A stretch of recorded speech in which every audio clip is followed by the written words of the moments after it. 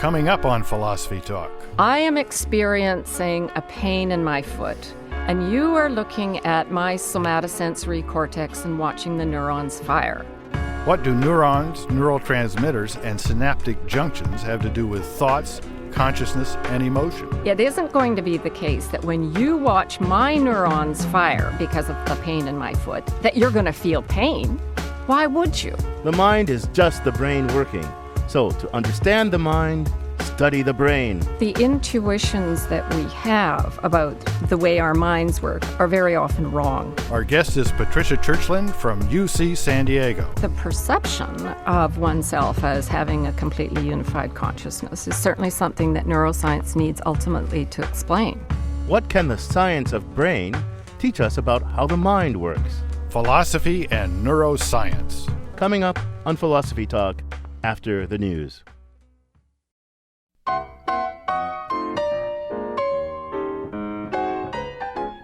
Welcome to Philosophy Talk, the program that questions everything. Except your intelligence. I'm John Perry. And I'm Ken Taylor. We're coming to you from the studios of 91.7 KALW, local and innovative public radio for San Francisco.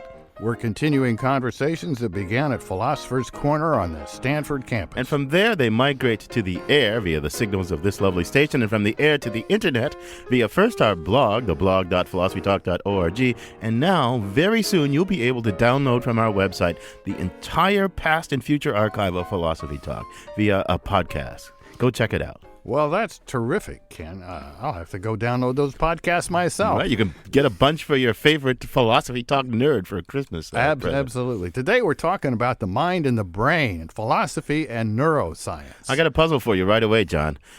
Just as we said in the opening, I know a lot about my mind. I know that I'm conscious. I know what my beliefs are. I know what I want. But, I don't really know all that much about what's happening in my brain, especially at any given moment. How can that be? How can I know so much about the mind and so little about the brain? Well, before I delve into my deep wisdom about all things philosophical, let me exacerbate the problem. I mean, we really do know a lot about our minds and other people's minds too, at least in the sense that we can make people do things. We can make them think things, write things, show up at various times. I can make you blurt out, "Would you shut up?" by just continuing to talk forever. So we seem to know a lot about how these things work, and yet we know nothing about how they work. How can that be? How can that be. Descartes had an answer. It was a kind of intriguing answer. The mind is one thing, and the brain is another. In knowing about the mind, you're not knowing about the brain because they're no more connected than I am to Timbuktu. Well, I think Descartes' theory is beautiful. I love Descartes' theory. How I wish it were true, but it ain't true. There's no good philosophical argument and no good empirical argument for thinking that the brain is one thing and the mind is the other. So we're stuck with our paradox. We know a lot about our minds, apparently, and we don't know nearly as much about our brains. So how is that possible? Well, here's one metaphor, or maybe it's actually a theory. Take my computer, please. No, take my little power book here. I really don't know anything about what goes inside this power book. I mean, it's full of chips or transistors. I don't even know whether they still use transistors or just chips and boards and wires and all that stuff. It's all hidden behind this white plastic. I don't know anything about it. And yet, I know a lot about my computer. I know how to manipulate it, use the software, send email, affect your computer. So maybe we're like that. Maybe we're good at the software of the brain, even though we don't know anything about the hardware. And you could even know how to write the software, program it, and know sort of the guts of the software without knowing anything about the hardware. I mean, many computer programmers are like that. And I find that kind of comforting. I kind of wanted to be a Cartesian, and you said, nah, the brain is just a mind. But, you gave me a little bit more of Cartesianism, because if I know about the program, I don't care about the hardware. That's somebody else's business. So philosophy's job is to know about the software, and neuroscience can tell us about the hardware, and never the twain shall it meet. Oh, it's a great conception. Professional security in the age of neuroscience. We interview Pat Churchland once a year. We've done our duty to the physical aspects of the brain. I don't know if that's going to work out. But, one thing is that when your computer goes bad, when things don't work, which with my computer seems to happen fairly often, knowing how the software works, knowing how to manipulate it through the software programs won't do. You have to take it to someone who really knows how the insides work. And so I suppose that's true of really nutty people, too. And the criminally insane. In the courtroom, these mind-brain issues crop up all the time. And our roving philosophical reporter, Novella Carpenter, went and checked some of these issues out. She files this report. A hypothetical situation. A person is arrested and charged with murder. But an expert witness brings in a scan of their brain. There's abnormality. Since the 1970s, it's happened more often than you might think.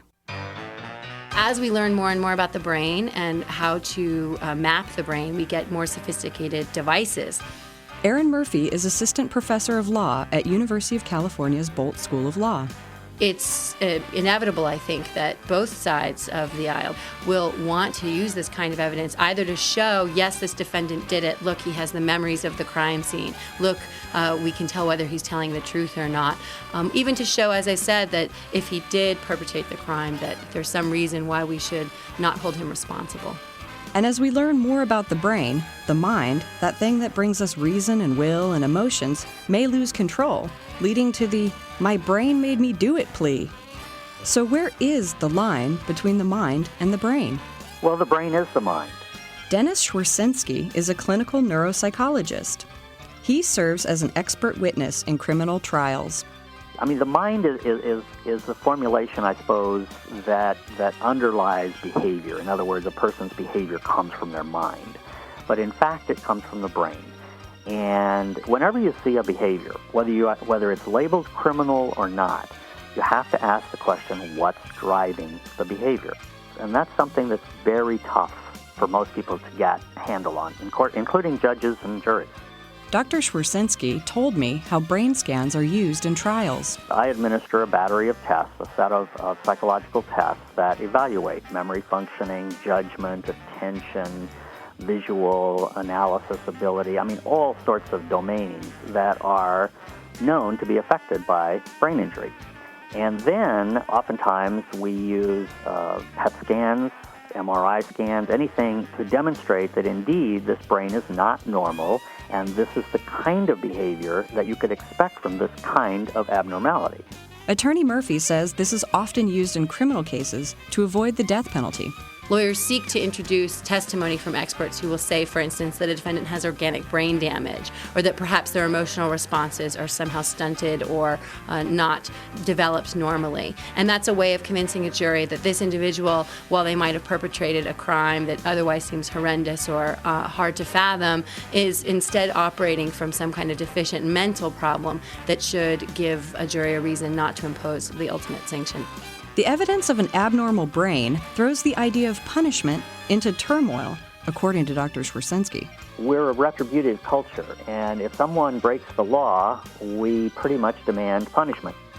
But the court is pretty much at a loss as to what to do. I mean, if the person still broke the law, and they might be prone to break the law again, what do you do? So if the brain did it, what's the mind? The mind is what people like to think of as their independence of reason and making choices, and their uniqueness, their self. However, who you are, what you believe, how you process judgment and reasoning depends upon the condition of your brain.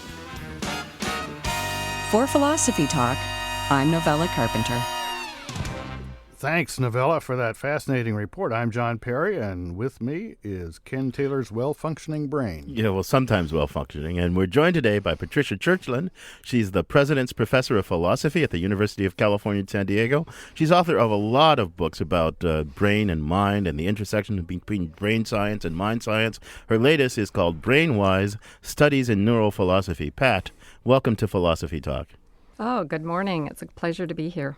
Thanks a lot for coming, Pat. I've got a question for you. It's really just a continuation of what Ken and I have been talking about. Sure. Philosophers and most everyone else, we describe our minds all the time. We know what we believe, feel, and so forth. If the mind is just the brain, we must already know a lot about it. Is this really knowledge? And if so, does it play a role? Is it helpful to neuroscientists in delving into how the brain works? Well, that's a complicated question because, in fact, the intuitions that we have about the way our minds work are very often wrong. So let me just give you a couple of examples. From the inside, that is sort of from the point of view of introspection, it might seem that memory is just one single, unified, undifferentiated function. But in fact, we know that there are a number of different memory functions and that different pathways in the brain execute those functions and that they are dissociable. But it doesn't feel like that. And that's also true of attention. For example, it seems that, well, you focus on this or you focus on that or your attention is grabbed by this or that. But in fact, we now know that there are at least two different attention systems in the brain, and in brain injury, they can actually be dissociated. But psychologists have also, I think, shown that often when we assume that we know why we did something, that in fact what they call attribution error is rampant. That is, that we often use a sort of conventional script about why people do those sorts of things and assume that that's why oneself did that thing. But attribution error, that is attributing your reason to something when in fact that's not the actual cause or motivation, is very common and very easy to show. So there's a lot. You packed in a lot there, Pat, and let's just take a bit of it a little more slowly. And you're right, it's a very complicated question, and we may not be able to do full justice, but let's dig in a little more slowly. Take the thing you said about memory. So you say, us ordinary folks and maybe philosophers who don't pay much attention to psychology or neuroscience think, oh, memory, that's like the stuff deposited in your mind and ready for recall or something like that. And first of all, neuroscience and psychology, even before neuroscience, teaches us, well, there's different kinds of memory. There's procedural memory. You can remember how to do something. There's declarative memory. You can remember a fact. And these are complicated, served by different neural pathways. Okay, so that shows, what does that show exactly about our common sense understanding of memory? That it's not completely deep, that the neuroscience has something to teach us. But is that so startling? I'm not quite sure how startling you think that kind of thing is. Well, it depends on how startling, I guess, you think you want to be. Yeah. But it was certainly startling, I think, to the whole scientific community when in 1954, a surgical patient who had the hippocampus removed from both sides of his brain in order to deal with intractable epilepsy turned out to have really quite acceptable memory for events in his autobiographical past, but couldn't learn anything new. Right. That was an astonishing discovery. Right. Well, It was also an astonishing discovery when Roger Sperry at Caltech worked with neurosurgeons and found that in a different sort of treatment for intractable epilepsy, namely sort of separating the two hemispheres surgically, it turned out that it was like, in a certain sense, that there were two persons Right, there, exactly. one in each hemisphere.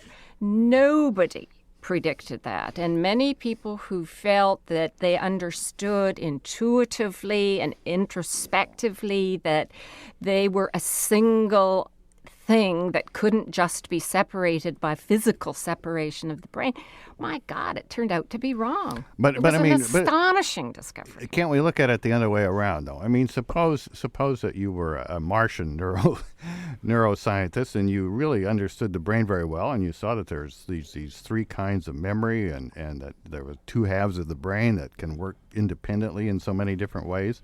Wouldn't it be just as amazing to you to have a phenomenologist come along and tell you what it's like to remember and what it's like to perceive, and that this kind of unity is part of the equation that would be just as surprising if we had neuroscience first and phenomenology later as the other way around? It's real knowledge. It's just kind of, we're used to it. I think that many of the ways that we have of thinking of the nature of our own mind are ways that over evolutionary eons, the brain has evolved to cope with the outside world and also to cope in the social world. That by the outside world, I mean the physical world. there really isn't significant evolutionary pressure for brains to understand themselves in neurobiological terms. They need to understand certain things in order to make a living, in order to survive at what Paul MacLean used to call the 4 Fs: feeding, fleeing, fleeing, fighting, and reproduction. I'm glad you didn't say the last F. Of course. Pat, we'll take that up a little bit more in a short while. You're listening to Philosophy Talk. Our subject today is philosophy and neuroscience, mind and brain. Our guest is Patricia Churchland from the University of California at San Diego.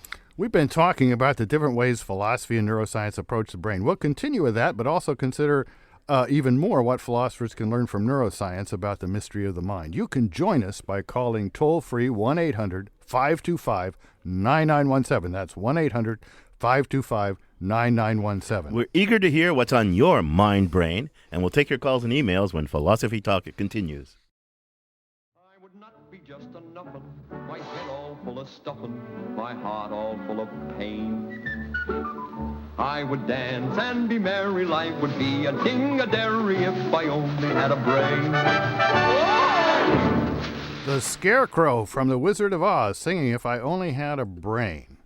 So we've got Ray Bolger and Descartes both thinking that they've got a mind, but they don't have a brain. Now, there's an argument that the mind's not the brain. I suppose Pat Churchland and Ken Taylor are going to shoot that down, though. This is Philosophy Talk, and I'm John Perry. And I'm Ken Taylor. I'm no duelist, that's for sure. Our topic today, philosophy and neuroscience.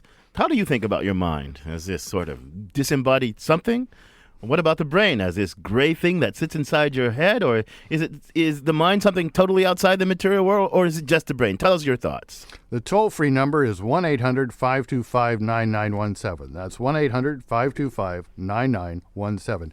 And you can email us from anywhere in the world at comments@philosophytalk.org. Our guest is Patricia Churchland from the University of California at San Diego. Pat, you were saying something really quite intriguing there, and John had a comeback to you. I want to pursue this just a little bit more.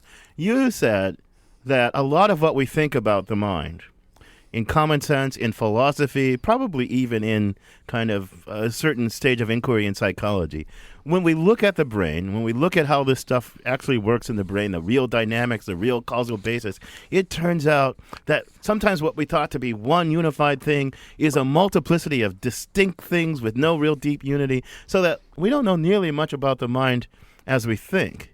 John said, though, well, our taking our mind to be, our consciousness to be unified, that's a real phenomenon. There's this disunified brain and there's this unified consciousness. Aren't they kind of both real, he seemed to want to say? What do you think about that? Well, I think that the perception of oneself as having a completely unified consciousness is certainly something that neuroscience needs ultimately to explain.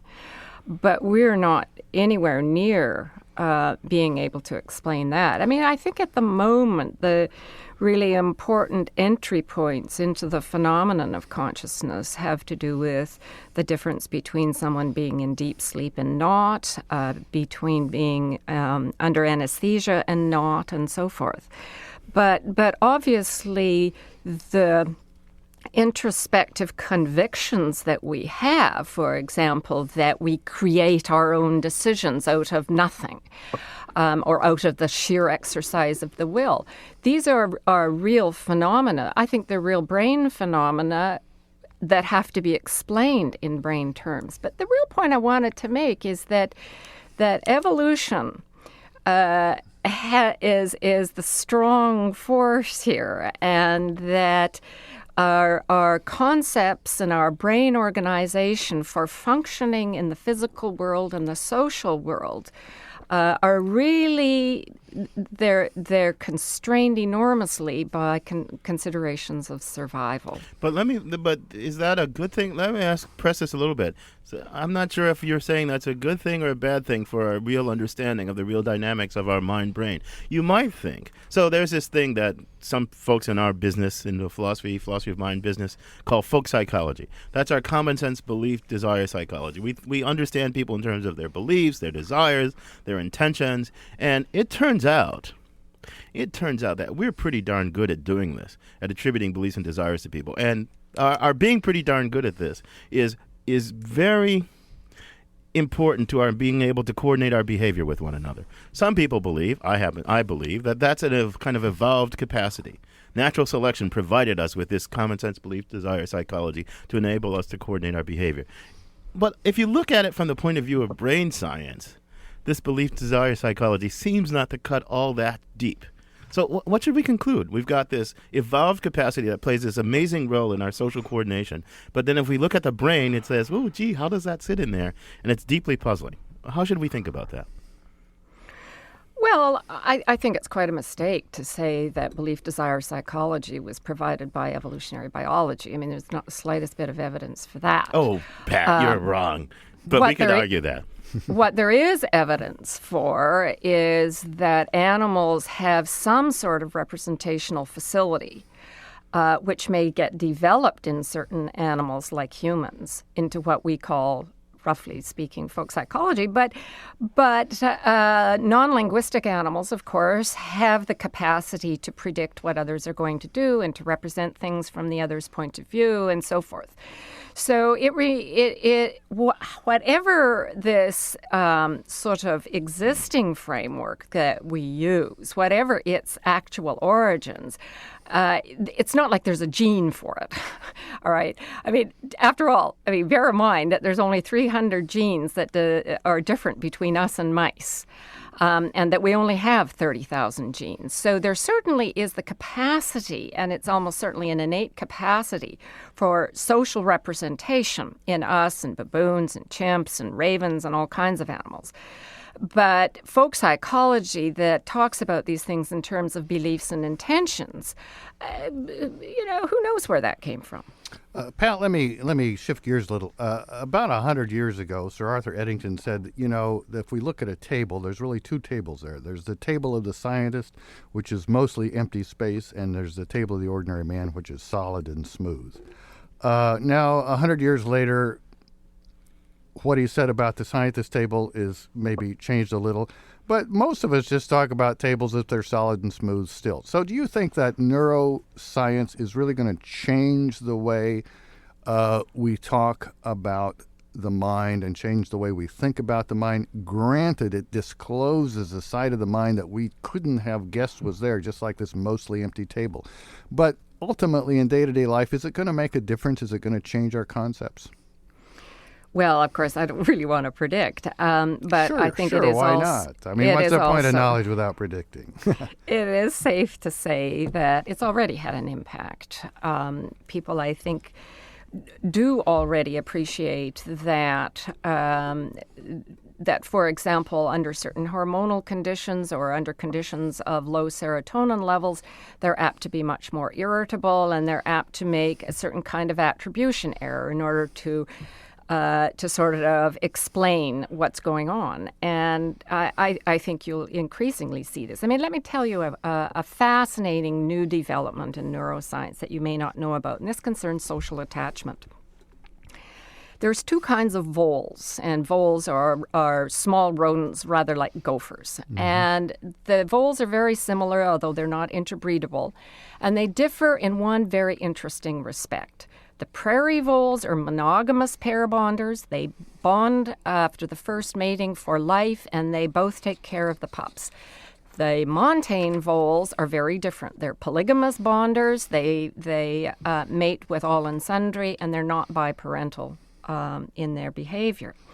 So it turns out, and I'm going to make this story much shorter than in reality I should, but it turns out there's a very specific neurobiological difference between the two.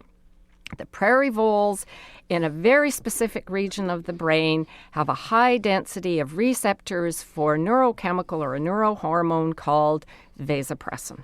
And when you have a high density, you're a monogamous pair bonder. When you don't, you don't. Right. Now, many people would have said that monogamy and monogamous pair bonding is a cultural construct, and it's something that we achieve through wisdom and reasoning and having certain intentions and so forth.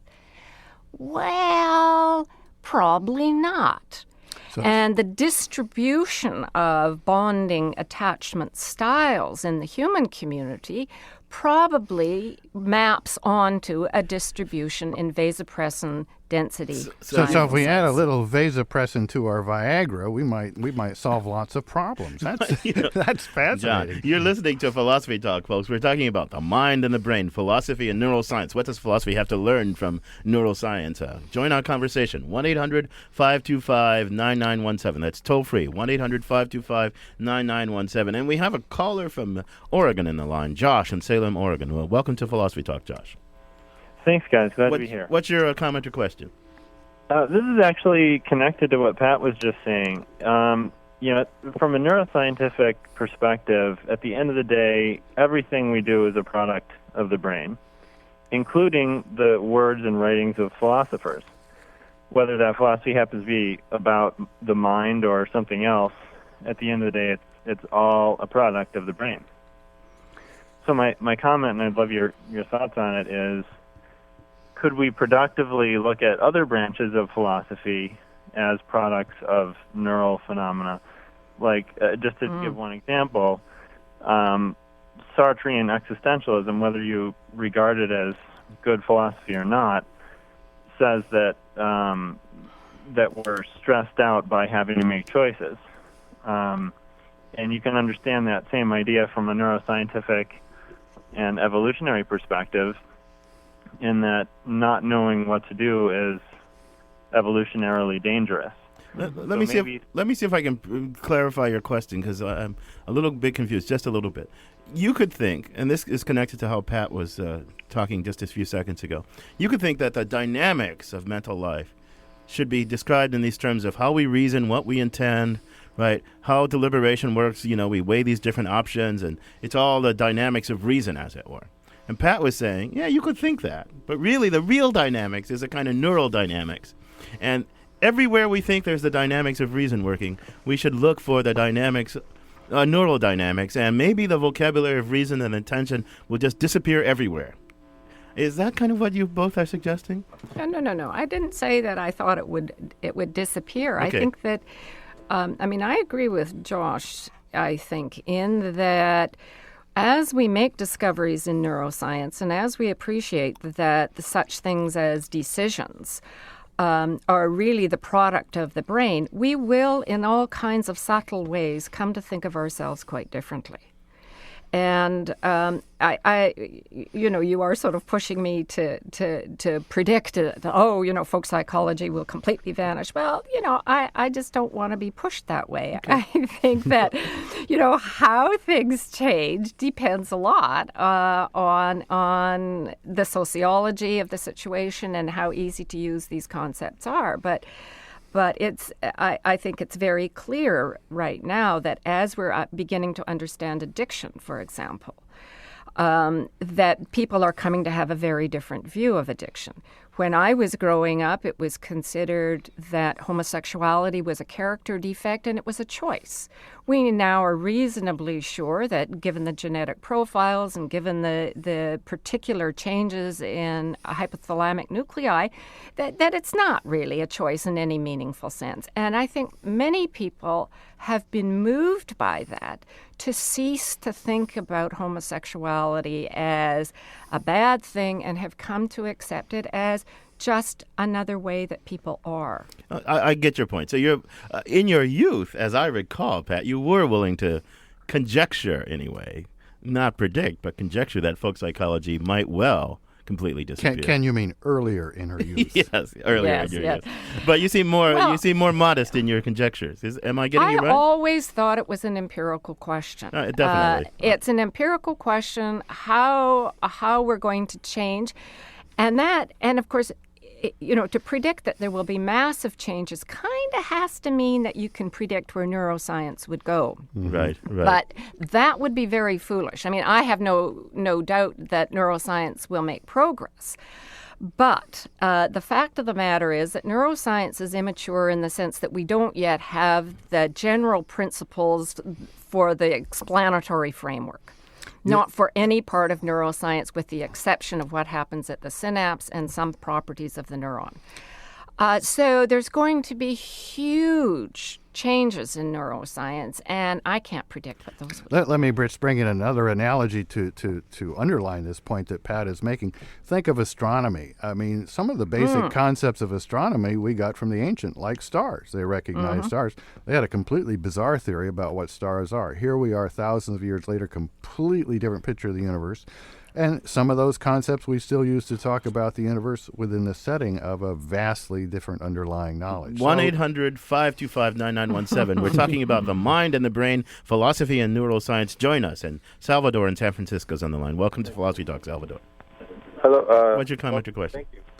Oh, I think it's important to remember that we are using the mind or the brain to investigate the mind or brain. And that's a funny little paradox, and I wonder what you had to say about that.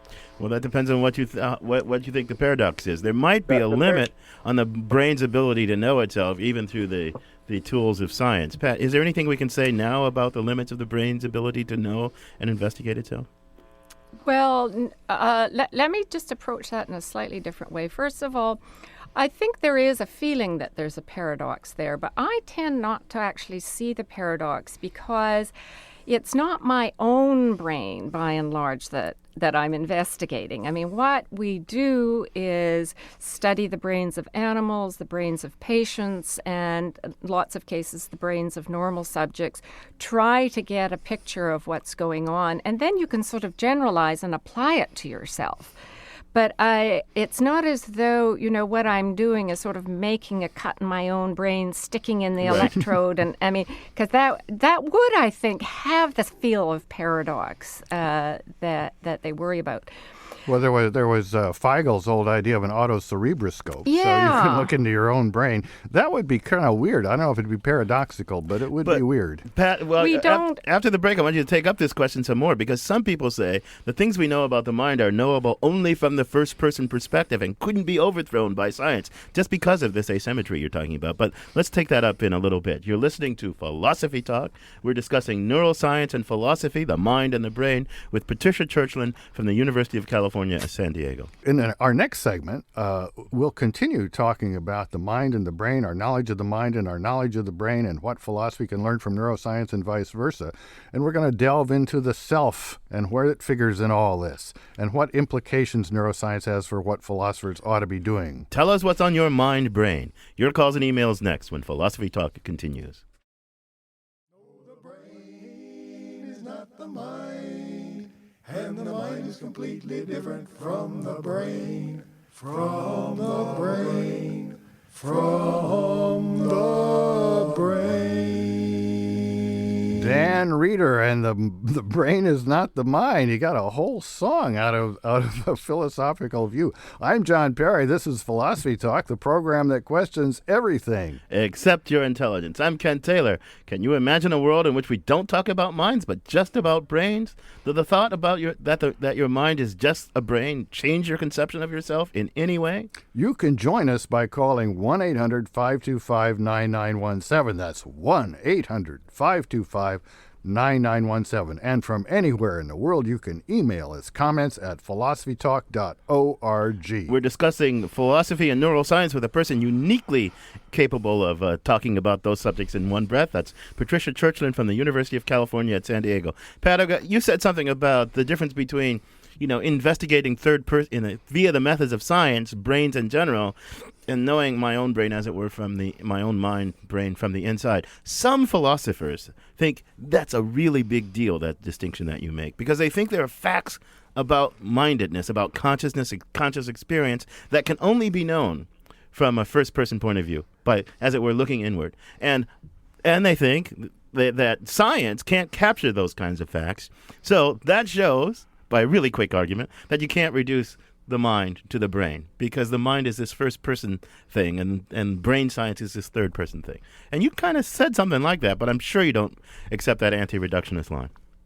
I'm sure you don't. Well, I think that the subjectivity that we have, so that, for example, I can tell that I'm seeing a certain color right now, is a very real thing. But I also think that it's something that is a property of the brain. I mean, it's something that brains do. And just as brains make decisions or make eye movements or remember facts or learn skills, being aware of seeing yellow is something that brains do. So it's not that neuroscience thinks there's no such thing as objectivity, as subjectivity rather. It's that we think that that there are differences between the things we're conscious of and the things we're not conscious of, and that we should be able to ultimately understand the mechanisms whereby we are aware of certain kinds of things. We've got a caller in the line, I think, who wants to speak up for subjective experience and an anti-reductionist voice. Sarah in Oakland's on the line. Welcome to Philosophy Talk, Sarah. Hi, thank you. Although you just changed, I would like to refer you to the Gilbert-Ryle analogy between the postman and the Cambridge scientist. There are different kinds of knowledge and different metaphors. Explain what you mean by that. Well, but there are 2 points, and they won't let me make 2 points. Okay. You just shifted to subjectivity, and I think subjective reality is a phenomenon that deserves not to be reduced to a biological matrix. And Gilbert-Ryle described the postman who knows his trees and his birds and his little stream and the weather of his little town for 30 years of delivering the mail, and that's valid knowledge, versus the Cambridge ornithologist, geologist, etc., because there are different kinds of knowledge. But what I wanted to say that you've omitted, which is really my main point, is that everyone now has tried to bridge this reductionist gap by saying, and rightfully, experience primes the neurological potential of the brain, that is, the neural pathways. And I think the Hubel and Wiesel Nobel Prize in 1981 started this paradigm that you need a certain kind of meaningful experience to elaborate the innate capacities of the brain. And as long as that's true, we are stuck with a somewhat problematic notion that just the presence of vasopressin, for example, produces monogamy. There's another sort of dynamic function here that is still mysteriously differentiating all the genetic and all the biological models of how to explain ourselves, which has to do with the nature of experience on the system as we develop. I'm not quite sure I've got your point. There's something about experience. Your visual cortex, for example, or the visual cortex of kittens, does not become fully developed without meaningful stimuli. And the meaningful stimuli that most stirs these neural pathways to their formal innate capacity is the details of a female cat face. So there's something about the nature of experience, what is perceived in this brain system, that is critical in the elaboration of its potential. So if there's vasopressin in a system and the voles, become more or less monogamous, I'd say the human model is there's a potential for monogamy, but there's then this priming of the brain structure by the very disparate experience of a human life, what an infant feels, what the quality of that early attachment. Sarah, okay, I think I've got you. Pat, you want to respond to Sarah? Thanks a lot, Sarah.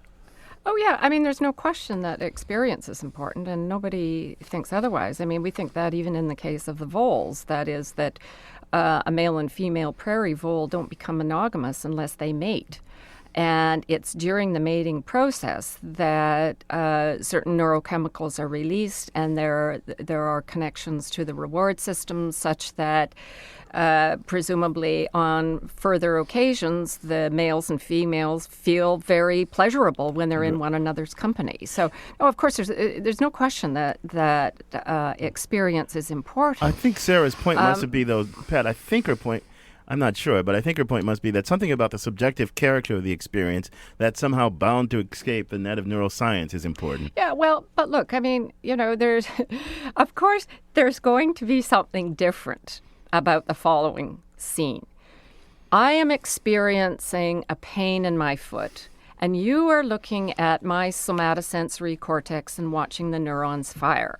Now, it isn't going to be the case that when you watch my neurons fire because of the pain in my foot, that you're going to feel pain. Why would you? The fact of the matter is, in order for you to feel the pain, certain neurons in the pain system are going to be active, and they won't be active just because you're watching my pain neurons fire. And I think once you kind of see that take on it, then this idea that there is something spooky and mysterious and forever evanescent about subjective experience tends to lose its grip, or at least it does with me. I don't know. Wendy in Cupertino is on the line. Welcome to Philosophy Talk, Wendy. Hi, thank you.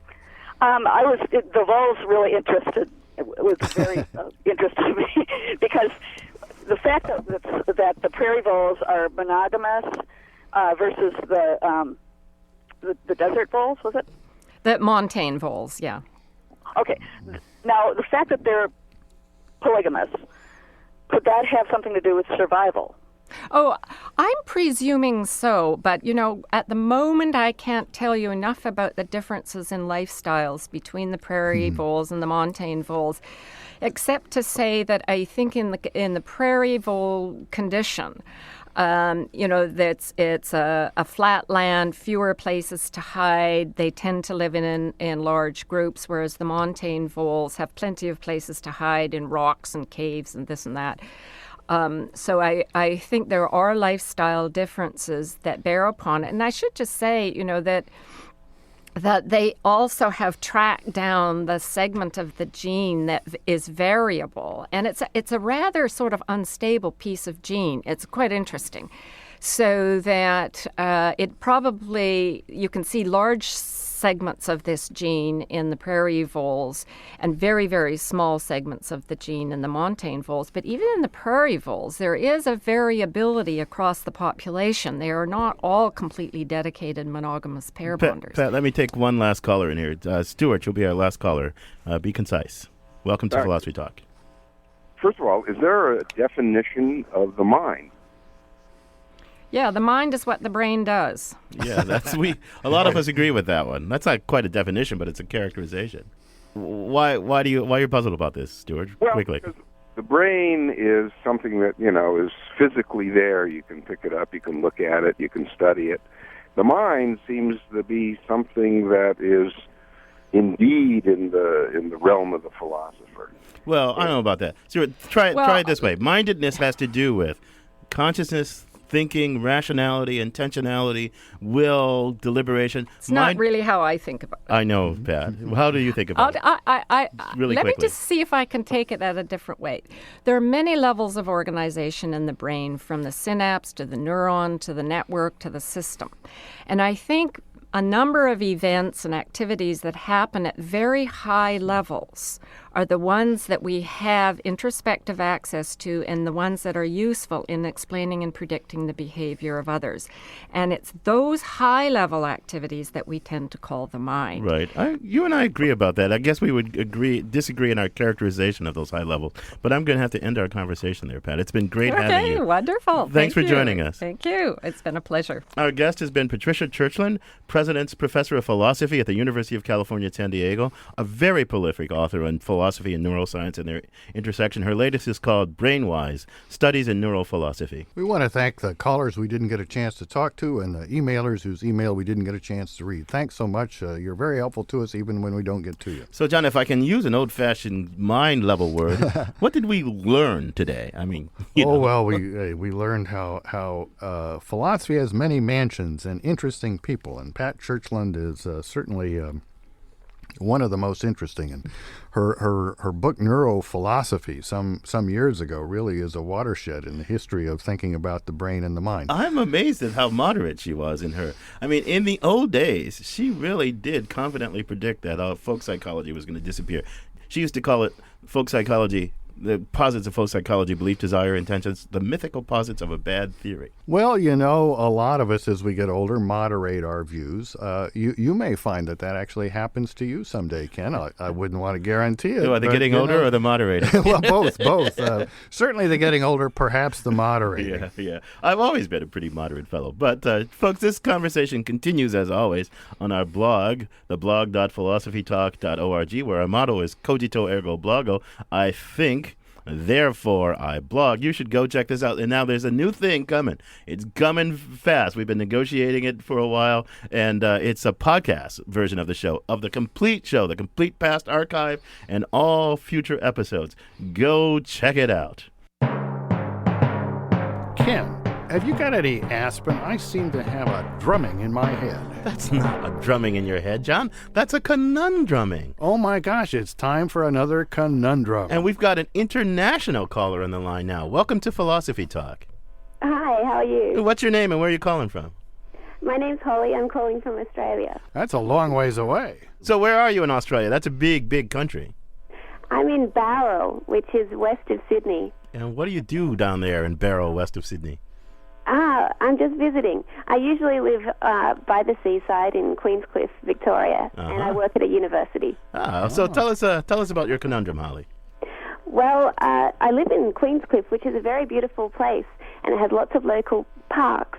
And I have an office there, and lately some local people have been gathering and drinking alcohol in the parks during the day when I'm trying to work. And they get quite noisy, and they leave some litter in the park. And I'm just wondering what I should do. I don't want to call the police and report them for public drinking because they're my neighbours, and I think it would be selfish of me. But on the other hand, I want to have a quiet work environment, so I'm not sure what I should do. Wait a minute. Is public drinking illegal in Australia or not? It is. It is illegal to drink in a public park. And disturbing the peace is probably not smiled upon in Australia either, right? That's true, and littering's not smiled upon either. Now, let me ask you another question. Do you agree with this law that says you shouldn't engage in public drinking and loud, obnoxious behavior in public parks? Do you agree with that law? I'm undecided. Undecided. I thought that. So that's why you don't want to call the police. You think the law is maybe unjust, and you don't want to be a party to the injustice. I think that's true. I think it's true. I sort of think that we should all be able to live together as neighbours without involving the police. No, that sounds right. So you're a very neighborly woman, and you don't really want to destroy that neighborliness. But do you think these revelers are neighborly folks too? Perhaps? They're very neighbourly. These people, when they're not drinking alcohol, are wonderful neighbours, and I feel very safe in my town because I know they'll always look after my house when I'm away and things. So let's approach this philosophically, right? The great philosopher John Stuart Mill enunciates what a lot of people call the harm principle, right? Everybody should be free to do what they want as long as it doesn't negatively affect the interests of others. Now, they're negatively affecting your interests, so you're certainly within your rights to ask them to at least quiet down. Wouldn't I be negatively affecting their interests if I called the police and asked them to move on? Well, they have an interest in drinking and disobeying the law and disturbing the peace, and you think you should sort of live and let live there? Well, yeah, because I'm so lucky to live in this place surrounded by beautiful parks. Maybe this is just the cost of living in such a beautiful place. Sometimes other people will come and enjoy it as well and disturb me. Well, I think I think that's an interesting point of view. There isn't a symmetry here, though. They're doing something that society, with its Australian wisdom, has decided ought to be illegal. Have you talked to your other neighbors? Are your other neighbors bothered by this as much as you are? No, I think I'm the only one who works at home there in the small town. I see. I have a practical suggestion for you. She's looking for philosophy, John. Well, I'm sorry. I have a practical suggestion. Next time they're reveling, you go over and join them for a little while. Just for about 10 minutes, talk and so forth. And then gently suggest that since your house is across the street, if they would just kind of sit facing the opposite direction when they talk, it would really help. No one could object to that kind of suggestion, but that will put in their minds the idea that they are being a little bit loud, and I bet things will improve right away. Look, if they are as neighborly folks as you hope they are, then they'll respect your rights as much as you sound like a very respectful person. I'd love you as a neighbor, especially if I was having a wild party, because you'd let me have my good time. But you're one neighbor among others, so they have to respect you too. That's great. Thank you. So you're going to go over and talk to them and join their party for a little bit? I can't wait for the next drinking session. Yeah. Well, I think you ought to go just read the little short essay. It's not that short, but it's less than 100 pages. John Stuart Mill on Liberty. He talks a lot about drinking in there. He was pretty tolerant of drinking, but not making noise that would disturb somebody trying to write a book. Okay, Holly. Thank you so much for joining us. It's been really fun having you. Great. Thank you. Goodbye. Goodbye.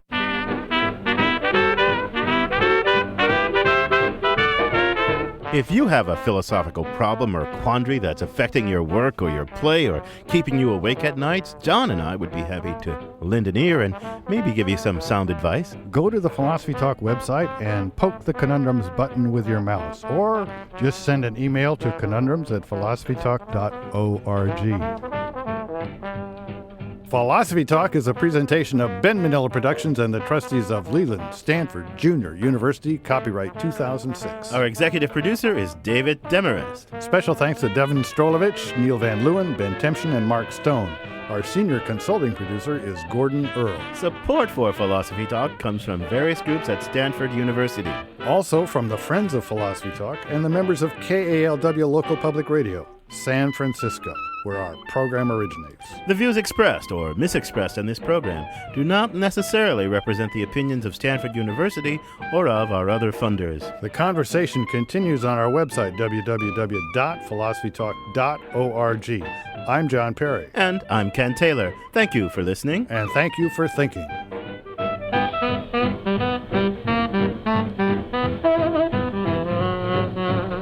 Thank you.